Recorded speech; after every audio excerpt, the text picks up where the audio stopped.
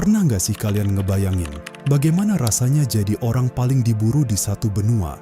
Hidup berpindah-pindah di hutan, tidur dengan suara tembakan, lalu berakhir dieksekusi diam-diam oleh tentara.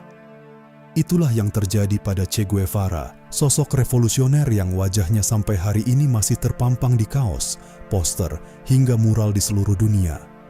Tapi di balik foto ikoniknya, ada kisah tragis yang jarang benar-benar dibahas. Che Guevara sebenarnya bukan lahir dari keluarga miskin. Ia lahir di Rosario, Argentina, tahun 1928 dari keluarga berada. Bahkan, ia adalah mahasiswa kedokteran yang cerdas. Namun hidupnya berubah saat melakukan perjalanan keliling Amerika Selatan dengan sepeda motor. Di perjalanan itu, Che melihat langsung kemiskinan, ketimpangan sosial, dan penderitaan rakyat kecil di berbagai negara Amerika Latin. Dari situlah pikirannya mulai berubah.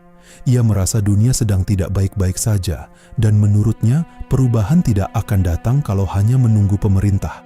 Perjalanannya kemudian mempertemukannya dengan Fidel Castro di Meksiko pada pertengahan 1950-an. Dari sana, Che bergabung dengan gerakan revolusi Kuba. Mereka bergerilya di hutan, melawan rezim yang dianggap menindas rakyat. Revolusi Kuba akhirnya berhasil, dan nama Che Guevara langsung dikenal dunia sebagai simbol perlawanan terhadap imperialisme Amerika Serikat. Tapi ternyata, kemenangan di Kuba belum membuat Che berhenti. Ia justru pergi meninggalkan jabatan penting di pemerintahan Kuba untuk melanjutkan perjuangan revolusi ke negara lain. Tahun 1966, Che diam-diam masuk ke Bolivia dengan penyamaran ekstrim. Janggutnya dicukur habis, rambutnya dibuat botak, supaya tak dikenali musuh. Di sana, ia membangun kelompok gerilya kecil di wilayah Santa Cruz. Awalnya mereka sempat memenangkan beberapa pertempuran, namun lama-kelamaan situasi berubah jadi mimpi buruk.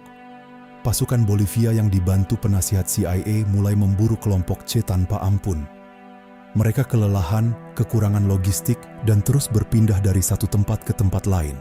Hingga akhirnya, pada 8 Oktober 1967, semuanya runtuh. Che Guevara tertangkap dalam kondisi terluka setelah baku tembak hebat. Sehari kemudian, tepat 9 Oktober 1967, ia dieksekusi mati oleh tentara Bolivia yang didukung Amerika Serikat.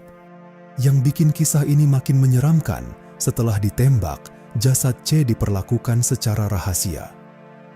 Tangannya dipotong dan diawetkan menggunakan formaldehida hanya untuk memastikan identitas sidik jarinya benar-benar milik Che Guevara.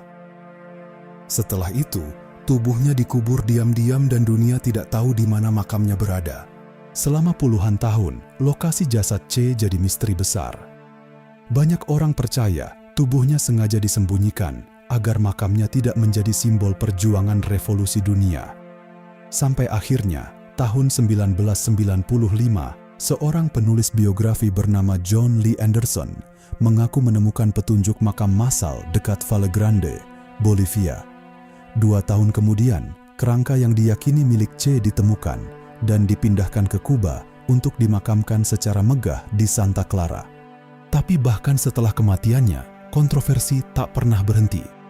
Tahun 2007, muncul klaim dari jurnalis Prancis dan Spanyol yang menyebut kerangka itu sebenarnya bukan milik Che Guevara. Pemerintah Kuba langsung membantah keras dan menyebut bukti ilmiah seperti struktur gigi membuktikan jasad itu memang Che. Sampai hari ini, Che Guevara tetap jadi sosok yang memecah dunia. Bagi sebagian orang, ia adalah pahlawan revolusi yang melawan ketidakadilan.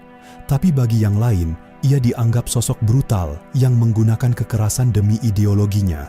Menariknya, meski sudah puluhan tahun meninggal, wajah Che masih terus hidup sebagai simbol perlawanan dan semangat revolusi di berbagai negara. Nah, kalau menurut kalian sendiri, Che Guevara itu lebih pantas disebut pahlawan perjuangan rakyat atau justru tokoh kontroversial yang terlalu jauh menggunakan kekerasan demi revolusi? Tulis pendapat kalian di kolom komentar.